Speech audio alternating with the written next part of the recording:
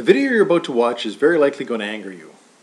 It's also going to help you see that photo enforcement once again is proving itself to be a blatant cash grab that has nothing to do with public safety on our roadways. The following video was recorded on October 10, 2009 at about 3:30 p.m. I was making my way home from our event on St. Mary's where we were holding our information rally on photo enforcement and its detriment to safety. We were also giving out custom signs warning of photo enforcement setups. As I drove through the construction zone, I couldn't believe where the photo van was set up, and as you're about to see, I wasn't the only one obviously upset about this blatant cash grab. I turned back around and started at the beginning of the construction zone, and this is where I'll start the video.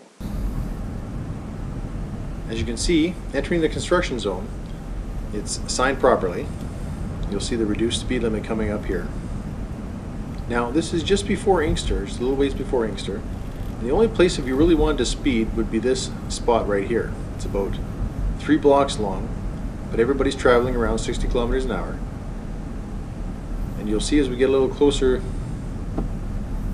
to Tim Hortons here, the left lane ends, forcing everybody into the right, of course. And this jams traffic right up until the intersection at Inkster, which is now a few hundred meters away. I ended up getting stuck in this spot for a few minutes, but we're going to just skip ahead to where I cleared the intersection and enter the second set of barricades. Again, nothing dangerous here. Just move over to the left lane. We're just separated by pylons and a few barricades. But now what you're going to see coming up on the right is the mobile photo radar unit, and obviously a motorist who was not too impressed as to where the unit was set up. Because if you look from the vehicle right ahead, that big orange sign, about 100 meters from the setup, that is the construction ends sign. I really just could not believe that they would actually park that close to the end of the construction zone and get people.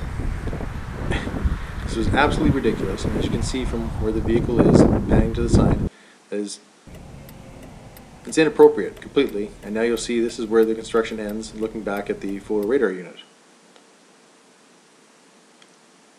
Now what amazes me is that with all the bad publicity the city is receiving about photo enforcement, and their insistence on claiming that the system is making the streets safer and it's not about money, then why would they park a mobile unit approximately 100 meters from the end of a construction zone? They're obviously trying to take advantage of a motorist who, after being tied up in the slow area of the zone, starts to speed up prematurely as they approach the end and enter a higher speed zone and end up getting a ticket. Now, theoretically, if the traffic wasn't jamming up, then a vehicle could speed all the way through the zone and then slow down at the end and not get a ticket.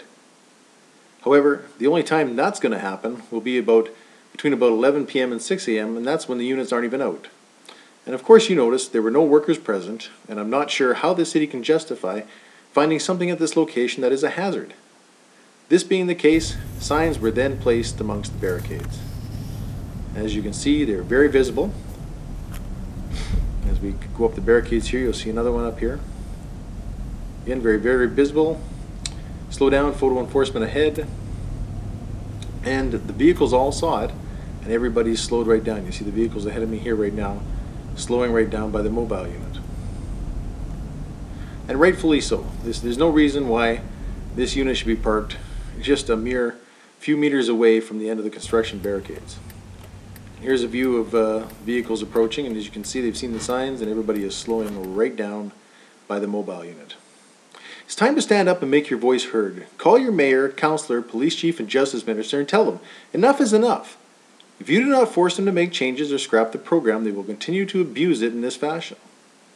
Remember, slow down, drive safe, keep your money in your pocket.